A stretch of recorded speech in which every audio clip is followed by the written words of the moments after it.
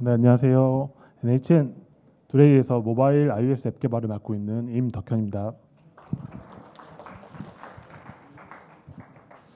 오늘 아침 일찍부터 이렇게 많은 세션을 들으셨을 텐데 벌써 마지막 세션이네요. 네, 이 마지막 세션에 제가 여러분과 함께 나누고자 할 이야기는 아키텍처 패턴에 관한 이야기입니다. 아키텍처 패턴이라고 하시면 많은 개발자분들께서 한 번쯤은 고민해 보셨고 또 지금도 고민을 하고 계실 거라고 생각하는데요. 제 발표를 듣고 이 고민을 조금이나마 해소하는 시간을 가졌으면 좋겠습니다. 그러면 리액터킷을 이용한 MVI 적용 과정 발표 시작하겠습니다.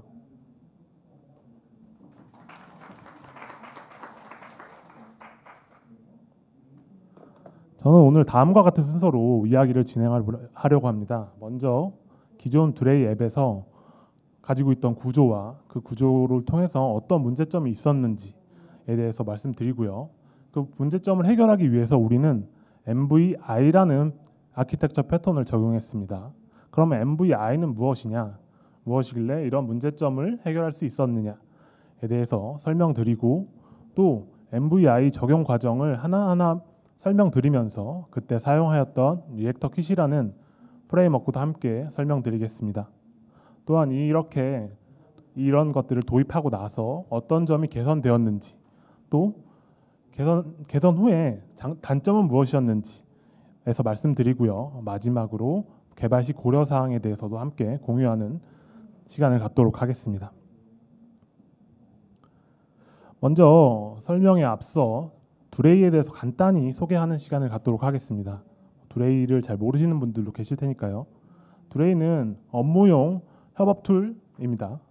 프로젝트, 메신저, 메일, 위키 등 여러 가지 서비스를 한 번에 제공하고 있고요. 저희 모바일 앱에서는 이런 서비스들을 좀 더 손쉽게 접근할 수 있도록 모바일로 제공하고 있습니다. 이게 저희 두레이 앱이죠. 이런 업무용 데이터를 다루다 보니까 두레이 앱에는 몇 가지 특성이 있습니다. 먼저 업무용 데이터가 많다 보니 많은 데이터를 한 번에 보여줘야 하고 이걸 다루고 관리하는 부분에서 복잡한 로직들이 많이 생기게 됩니다.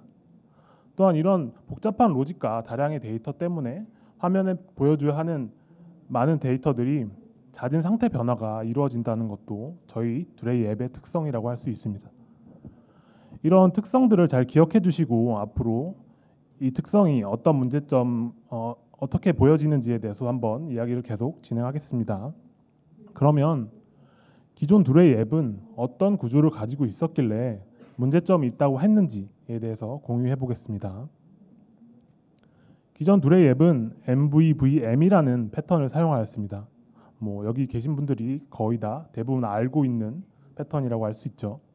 모델, 뷰 모델로 구분되어 있으면서 뷰와 뷰 모델의 명확한 역할 분리가 존재합니다.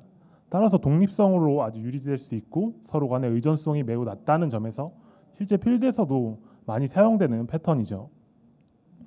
이런 패턴에서 데이터 흐름은 다음과 같이 흘러갑니다. 뷰에서 시작된 이벤트는 커맨드라는 것을 통해서 뷰 모델로 전달이 되고요. 뷰 모델은 모델을 업데이트 시키거나 그걸 노티파이 받아서 뷰 모델에 있는 데이터를 업데이트 시킵니다. 이렇게 업데이트된 데이터는 뷰와 바인딩 되어 있는 상태로 최종적으로 뷰를 업데이트하는 이런 흐름을 가지고 있습니다. 이런 전체적인 흐름은 아주 이상적인 형태이죠. 하지만 우리가 MVVM에 대해서 좀 더 공부한다면 이것도 단점이 반드시 존재하겠죠. MVVM의 단점이라고 한계점이라고 일컫는 것들이 몇 개 있습니다. 그 중에서도 많이 얘기되는 것이 데이터 흐름이 복잡해질 수 있다 이런 내용이고요. 또한 상태 충돌이 발생할 수 있을 가능성이 높다 이런 것들이 MVVM의 단점이라고 거론되고 있습니다.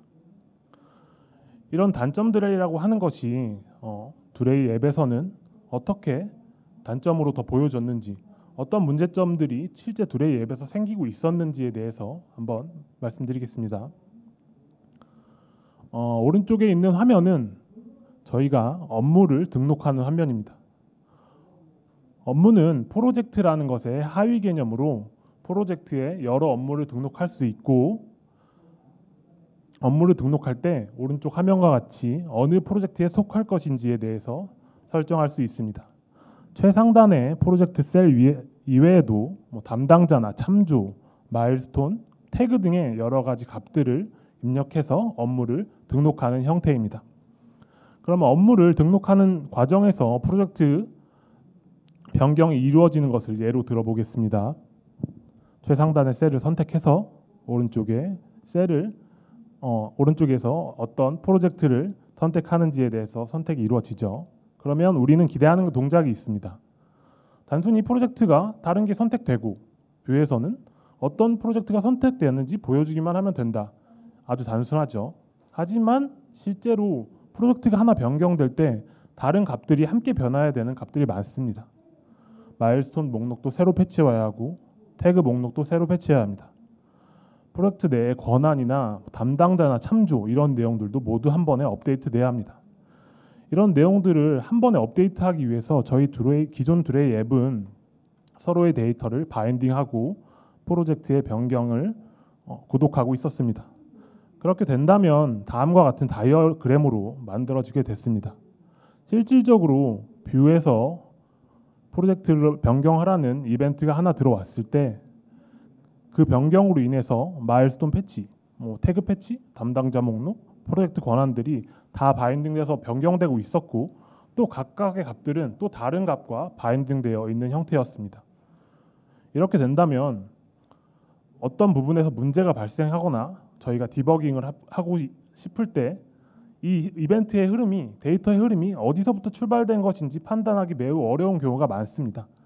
예를 들어 마일스톤이 패치가 이루어지는데 이게 실질적으로 뷰에서부터 온 데이터인지 저희가 마일스톤만 바꾸고 싶어서 패치하는 것인지를 판단하기에 저희 개발자 입장에서는 좀 난해한 부분이었고 어려운 부분이었습니다.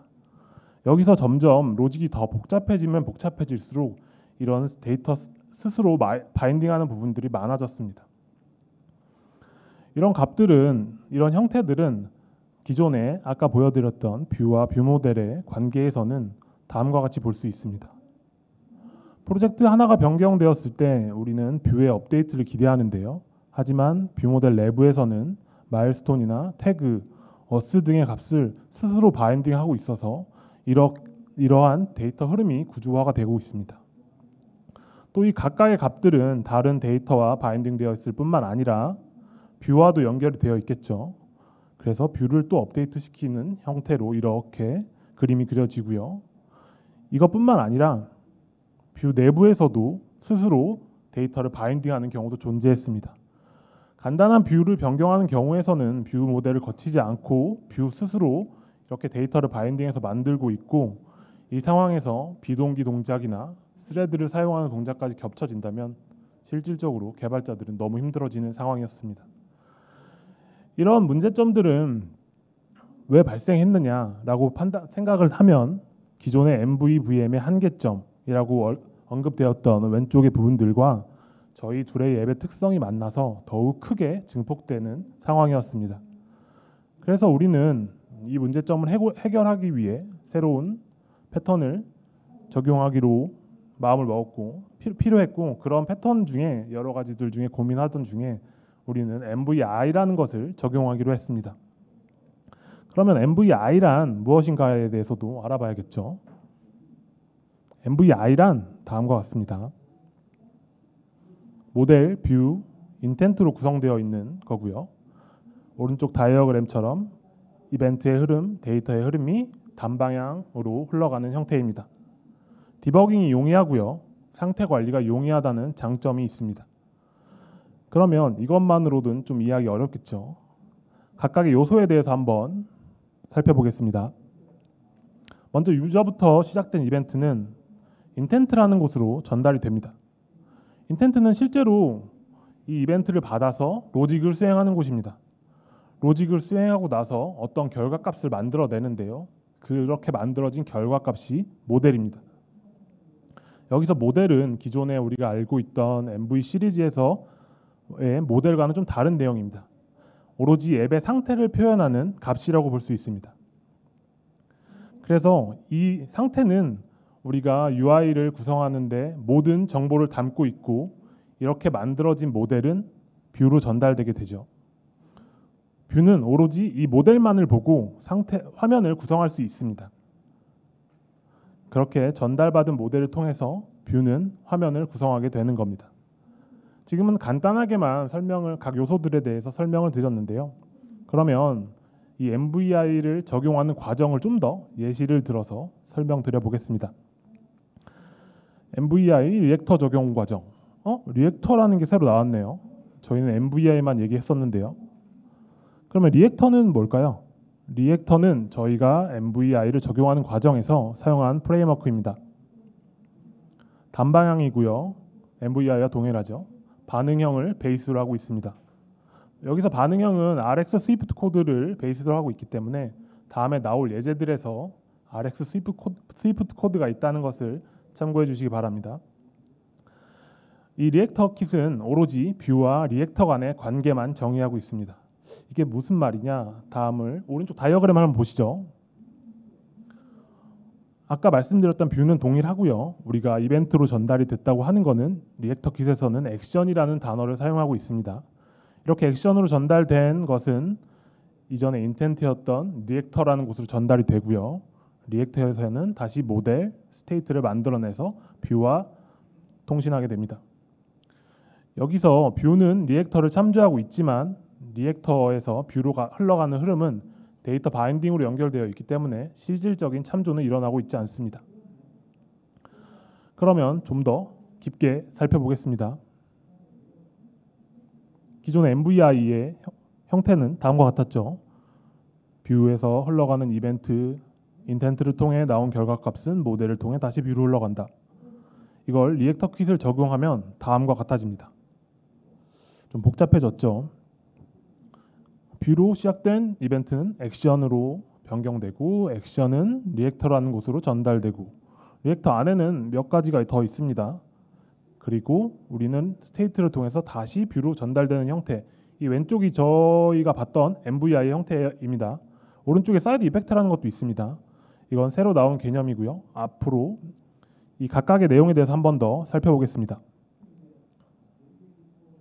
그러면 제일 먼저 유저 이벤트를 입력받겠죠. 뷰에서. 그렇게 입력받은 이벤트는 액션이라는 형태로 전달이 되고요. 액션은 우리가 리액터 안에 미리 정의되어 있는 형태입니다. 이렇게 정의되어 있는 액션으로 전달이 되면 우리는 리액터에서 이 액션을 받는데, 리액터에서는 뮤테이트라는 곳에서 이 액션을 제일 먼저 받습니다. 뮤테이트는 액션을 실질적으로 어떻게 수행하는 로직에 대한 부분입니다. 뮤테이트에서는 이 로직을 수행하고 뮤테이션을 생성하는데요. 중간에 사이드 이펙트를 관리하기도 합니다. 여기서 사이드 이펙트란 또 무엇이냐? 새로운 개념이 자꾸 나오는데요. 사이드 이펙트란 다음과 같이 정의할 수 있습니다. 외부 데이터를 변경시키거나 외부로부터 내부 데이터를 변화시키는 행위. 이것만 들어서는 이해를 할 수 없죠. 어떤 내용이냐면 우리가 왼쪽에서 보는 MVI의 스트림, 이 하나의 흐름은 MVI의 흐름입니다. 근데 이 사이드 이펙트는 이 흐름을 벗어나는 동작입니다. 예를 들어서 API 호출이나 DB 접근, I/O 같이 외부에 우리가 원하는 행위를 요청하고 던져놓고 기다리는 겁니다. 이 행위를 요청하는 것을 사이드 이펙트로 처리했다고 말할 수 있습니다. 이렇게 사이드 이펙트로 처리한 것은 뮤테이트에서 관리해서 최종적으로 뮤테이션이라는 것으로 결과값을 만들어냅니다. 뮤테이트와 뮤테이션을 잘 구분하셔야 합니다. 결과값으로 나온 게 뮤테이션이고 수행하고 있는 함수가 뮤테이트인 겁니다. 이렇게 나온 뮤테이트는 스테이트를 어떻게 변경할 건가에 대한 정의입니다. 뮤테이션은 여러 개가 생성될 수 있고요. 이 뮤테이션들은 각각 리듀스로 전달되게 됩니다. 리듀스에서는 이전에 저희가 갖고 있던 스테이트와 새로 전달받은 뮤테이션으로 입력받아서 새로운 스테이트를 만들어내고 있습니다. 이렇게 만들어낸 스테이트는 뷰로 전달되게 되는데요. 그래서 우리는 전체의 흐름을 통해서 새로운 뷰 스테이트를 만들어내는 과정을 보았습니다. 근데 이것만 봐서는 뭐 이론적인 내용이니까 이해하기가 상당히 어려울 수 있죠. 그래서 실질적으로 저희가 예시를 들어서 한번 설명을 다시 들어보겠습니다. 이건 저희 업무를 등록하는 과정에서 파일을 업로드하는 부분입니다. 파일을 업로드하면서 이 MVI의 흐름이 어떻게 변화하고 뷰는 또 어떻게 변화하는지를 보겠습니다. 먼저 1번 뷰에서는 파일 업로드 버튼을 클릭합니다. 여기에 보이는 것 같이 우리는 사진을 선택하고 파일 업로드를 원하는 버튼을 선택하죠. 그럼 이것은 액션으로 전달이 됐다고 했습니다. 이렇게 액션으로 전달이 되고 이 액션은 파일 업로드 버튼을 선택했다라는 형식의 액션이고요. 이 액션은 리액터로 전달이 돼서 제일 먼저 뮤테이트라는 곳에 전달되게 됩니다. 우리가 파일을 업로드할 때 가장 먼저 해야 되는 것은 뭘까요?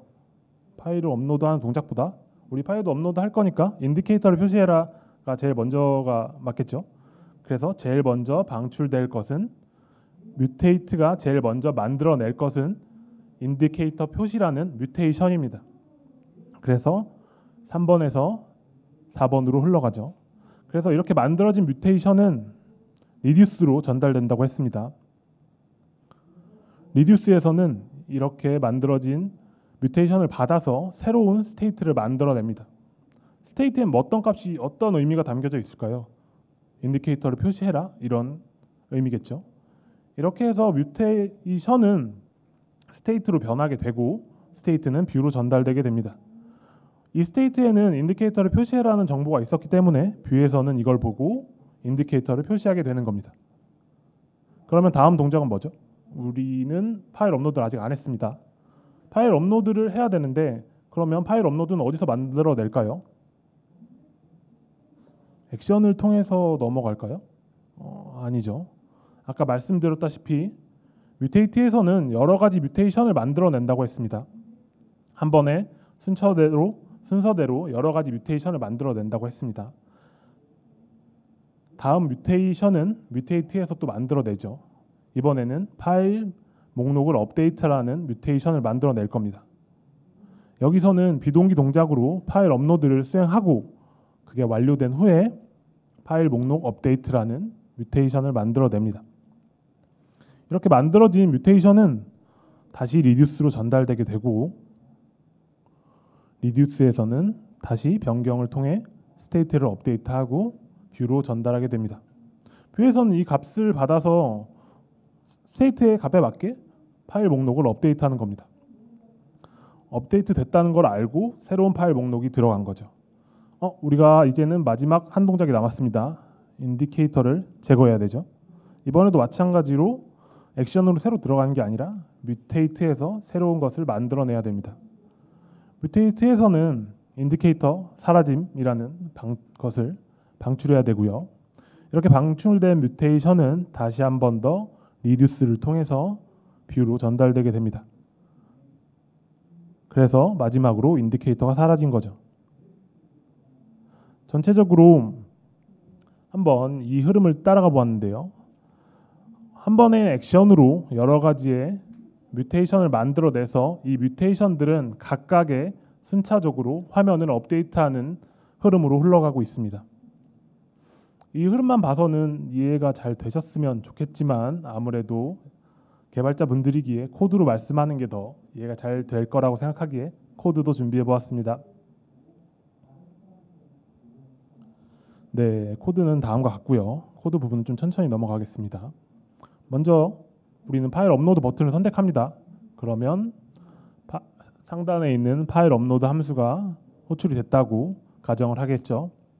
그러면 내부에 액션 onNext라는 것이 있는데요. 이거는 RX를 기반한 코드인데 RX에선 이게 어떤 의미냐면 우리가 selected file upload라는 액션을 새로 전달하는 이런 함수를 호출하는 것과 비슷한 느낌의 액션을 전달하는 형태입니다.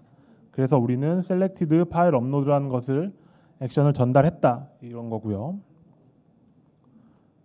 그러면 다음에 액션은 리액터 내부에 있는 뮤테이트라는 곳에서 받는다고 했죠. 이 뮤테이트는 네 가지 동작을 수행한다고 했습니다.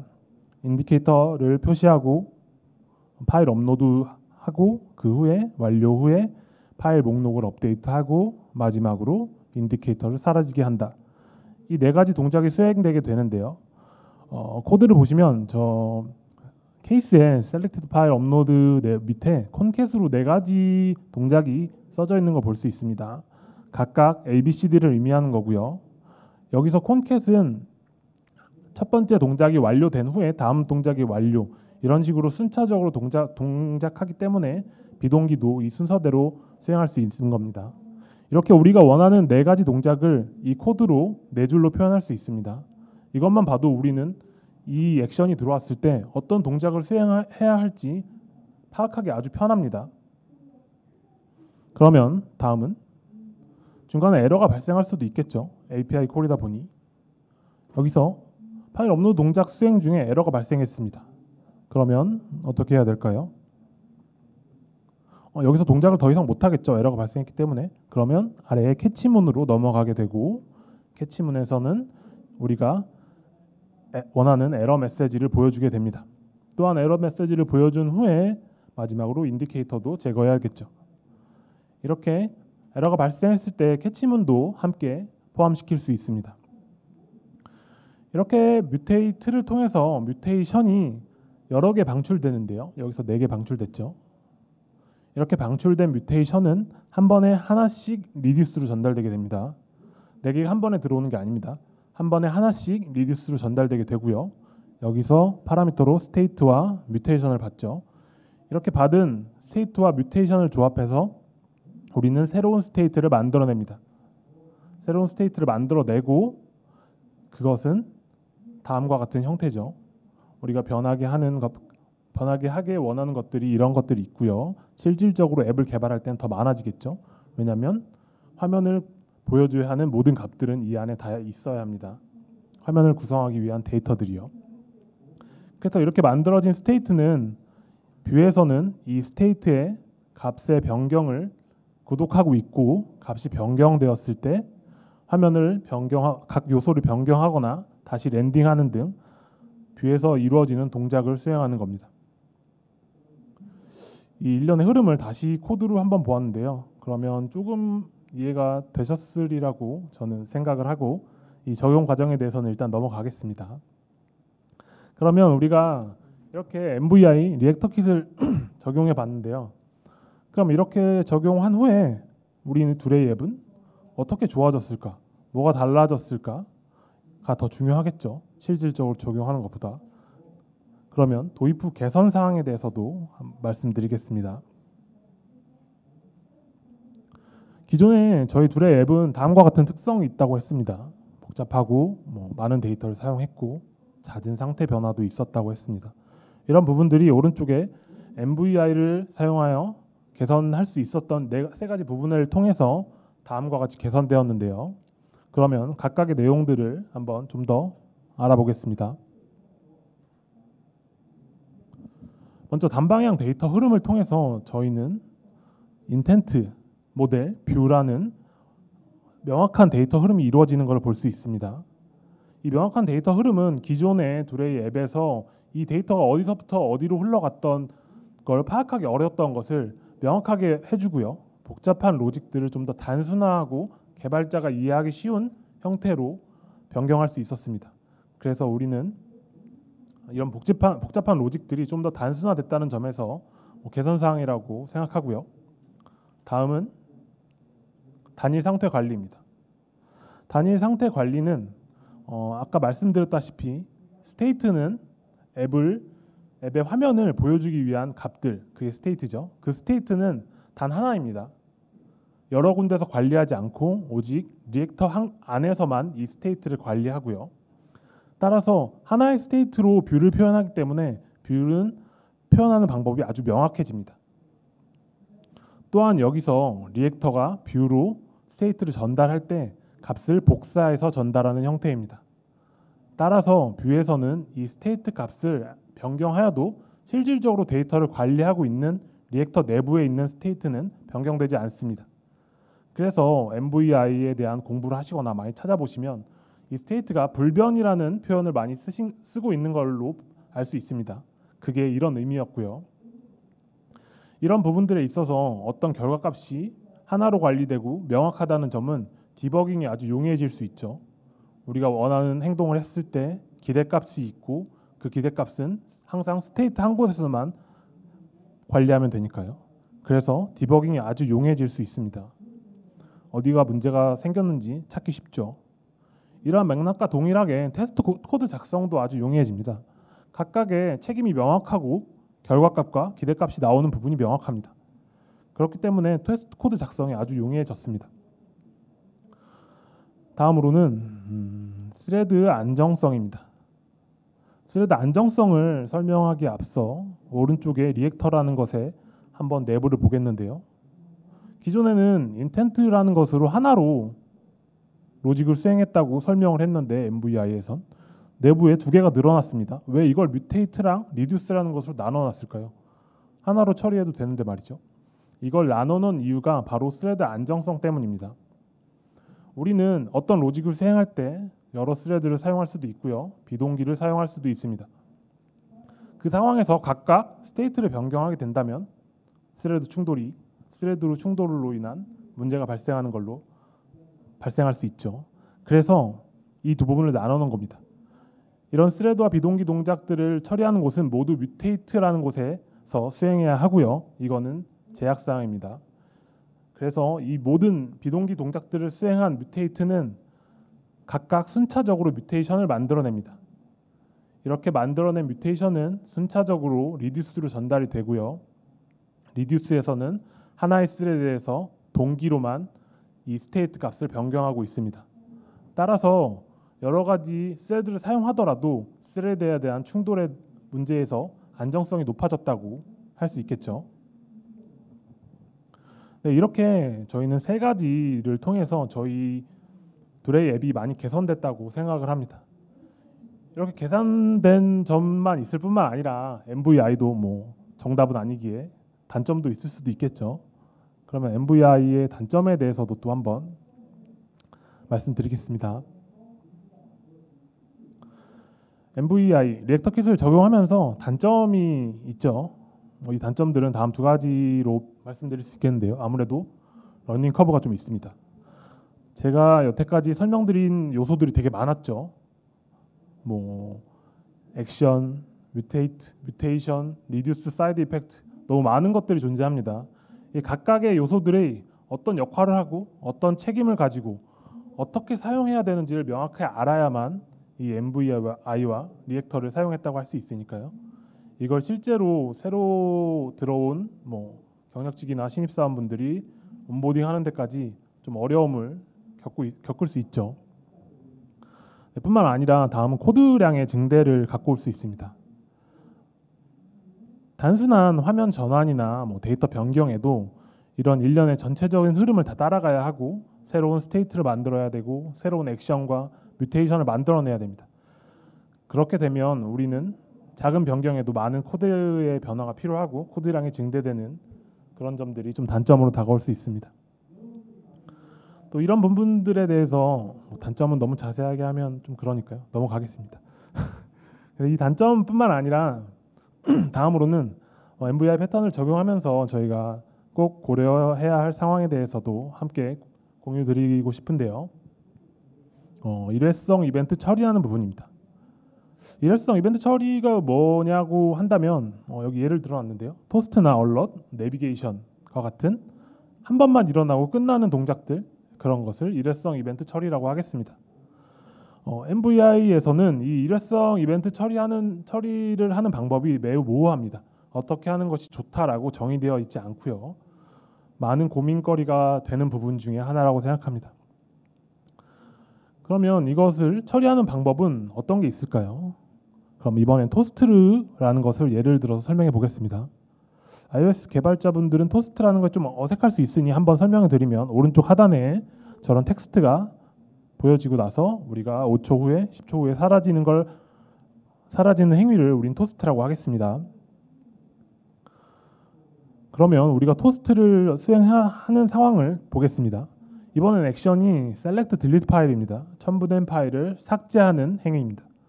이렇게 삭제가 됐을 때 우리는 파일을 삭제하고 토스트를 띄워주길 원합니다. 파일이 삭제되었다. 그러면 이것을 처리하는 방법은 다음과 같이 두 가지 종류가 대표적인데요. 먼저 스테이트로 처리하는 방법과 사이드 이펙트로 처리하는 방법이라고 말씀드릴 수 있습니다. 스테이트로 처리하는 방법은 우리가 기존에 봤던 것과 같이 스테이트에 쇼토스트라는 것을 넣고 이것을 보여주냐 마냐에 대해서 직접적으로 관리하면서 사용하는 것이 스테이트로 관리한다고 말씀드릴 수 있겠는데요. 근데 여기서는 좀 더 고민해야 될 것들이 더 많습니다. 실질적으로 토스트를 띄우고 닫고의 사이에 딜레이도 필요합니다. 이런 과정이 어떻게 보면 뷰에서 관리하는 게 좀 더 맞지 않을까라는 고민도 들죠. 이건 뷰에서 처리해야 될 부분이니까요. 그러면 뷰에서 관리하느냐, 리액터 내부에서 관리하느냐를 좀 고민해야 될 부분입니다. 이뿐만 아니라 그러면 다른 방법도 있는데요. 그러면 사이드 이펙트로 관리하는 것은 어떤 건지 한번 보겠습니다. 아까 사이드 이펙트를 설명을 드렸는데요. 사이드 이펙트라고 해서 다시 설명을 드리면 외부의 어떤 곳에 우리가 원하는 동작을 이임하는 행위입니다. 그래서 우리는 여기 코드를 보시면 딜리트 파일 밑에 쇼토스트라는 것으로 함수를 수행하였는데요. 이 쇼토스트 내부에 토스터라는 곳에서 쇼를 호출하고 말아버립니다. 이것은 토스터라는 곳이 토스트를 보여주거나 그리고 몇 초 후에 이것을 제거하는 것을 관리하는 곳이고요. 그곳에 단지 우리가 원하는 행위를 이임하고 끝내는 겁니다. 그러고 나서 리턴은 empty를 리턴을 하죠. 여기서 empty는 더 이상의 어떤 동작도 원하지 않고 그냥 아무 동작도 수행하지 않은 것을 뜻합니다. 이렇게 외부에 우리가 원하는 동작을 던져버리고 끝나는 것입니다. 이것을 사이드 이펙트로 관리했다라고 표현할 수 있는 거죠. 그러면 이뿐만 아니라 다른 것도 내비게이션을 예로 들었는데요. 내비게이션도 저희는 사이드 이펙트로 처리하고 있습니다. 두 번째 케이스를 보시면 코디네이터라는 곳에 내비게이션을 원한다고 호출을 하고 있죠. 여기서 코디네이터는 코디네이터 패턴이라고 한번 들어보셨을 수도 있겠지만 코디네이터라는 곳이 앱의 화면을 전환하고 내비게이션 해주는 역할을 하는 곳입니다. 우리는 그것으로 화면의 전환을 이임시켰고 우리가 원하는 행동을 코디네이터라는 곳에 전달하고 끝냈습니다. 마찬가지로 우리는 더 이상의 어떠한 행위도 원하지 않기 때문에 empty를 리턴했고요. 이런 식으로 일회성 이벤트를 우리는 사이드 이펙트로 관리하고 있습니다.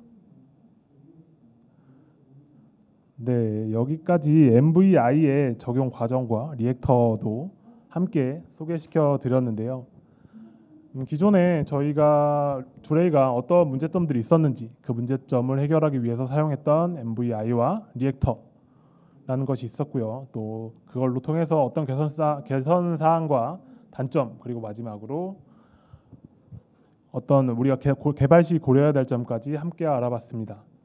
MVI에 대해서 좀 더 이해를 많이 가지는 시간이 됐으면 좋겠고요. 어떤 아키텍처를 고민할 때 MVI도 한번 같이 고민해 줄 수 있는 시간이 되었으면 좋겠습니다.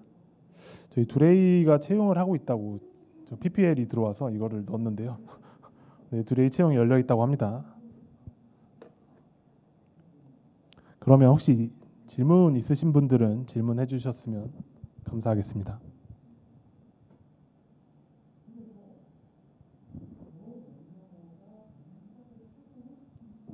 네, 말씀. 마이크 주실 겁니다. 네, 세션 잘 들었습니다. 아까 MVI 설명하실 때 모델 뷰 인텐트라고 하셨는데, 그럼 뭐 모델에 관한 부분이 설명이 좀 덜 된 것 같은데, 그 모델은 그 사이드 이펙트에 있는 DB API 그쪽이라고 보면 될까요?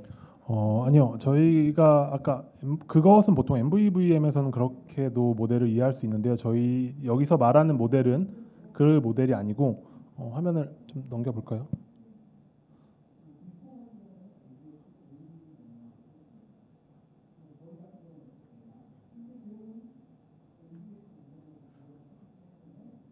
코드로 보시는 게 편하겠죠. 여기서 액션을 받아서 어떤 행위를 수행합니다. 그래서 뮤테이션을 통해서 새로운 스테이트를 만들어냅니다. 우리는 이 스테이트를 MVI에선 모델이라고 말합니다. 앱을 표현하기 위해 많은 필요한 정보들을 가진 이걸 모델이라고 하고요. 오로지 이 모델은 그냥 스테이트라는 형식으로 뷰로 전달되게 되고 뷰는 이 모델만 보고 화면을 구성하게 됩니다. 기존의 모델과는 좀 느낌이 다르죠.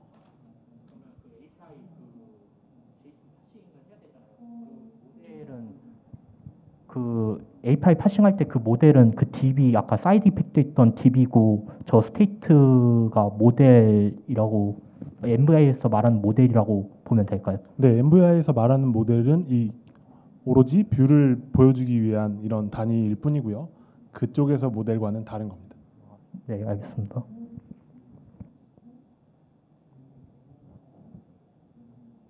네, 발표 잘 들었습니다. 저희도 약간 일부 리액터 킷을 도입을 하고 있는데요. 제가 이것을 도입하면서 항상 느끼는 게 이런 인디케이터 같은 중복된 것들을 이제 인엄이라서 매번 이제 화면마다 다 작성을 해줘야 되잖아요. 이것을 혹시 어떻게 좀 관리하고 있는지 궁금합니다.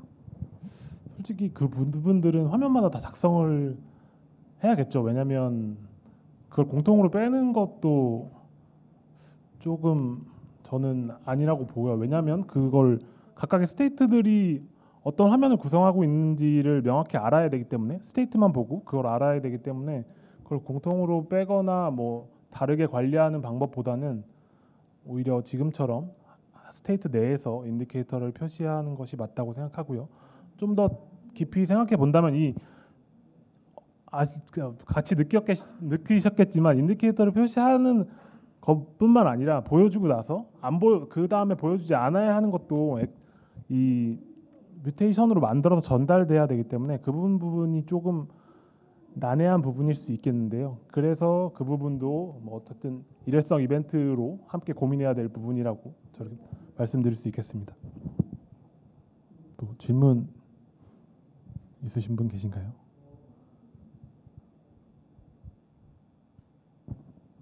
없으시면 이것으로 제 발표를 마치도록 하고요. 오랜 시간 들어주셔서 정말 감사합니다.